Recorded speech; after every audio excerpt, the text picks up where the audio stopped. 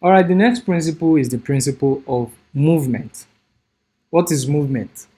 Movement is strategically arranging elements to guide the viewer's eye through the design and create a sense of dynamism and energy.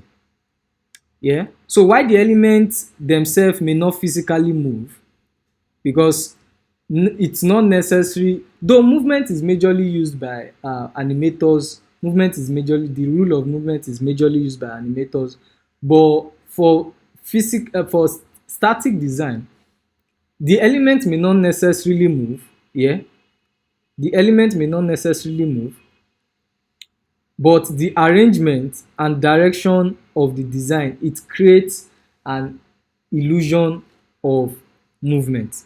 It creates an illusion of movement. So and here's an example of movement. Unlike the example of hierarchy that I wanted you to read one thing before another, now for the example of movement, by creating a direction for you, I believe you read this first, but because there's a direction here, this is the next thing your eyes will come to look at. So I can bring this and bring it down here, and bring this down here, something like this.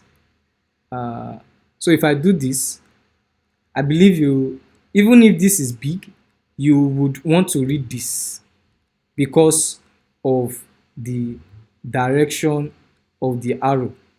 You understand? So even if I do this and I come here and I do this,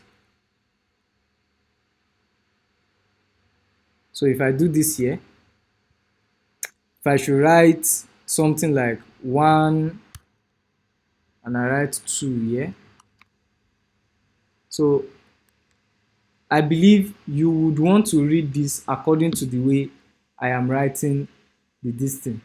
So as long as there's 1 here and there's 2 here, you want to read this and you want to read this next, because I added a sense of movement, a sense of direction for you to read. So most time in your books, when you are reading a book, you will see where maybe there's an infographics, they would direct you on how to read it. That is movement.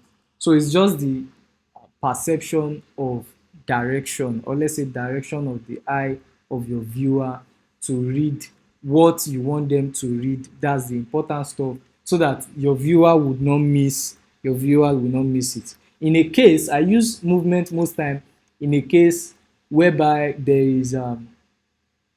is no enough space in my design and I want my viewers to actually read what I want them to read. Maybe like the phone number is not well pronounced because of the space. All I have to do is just create a perception of movement, a line, and direct the viewer's eye to see what I actually want them to see. So that is all about movement. That is all about movement. And in the next one, we are going to be talking about pattern.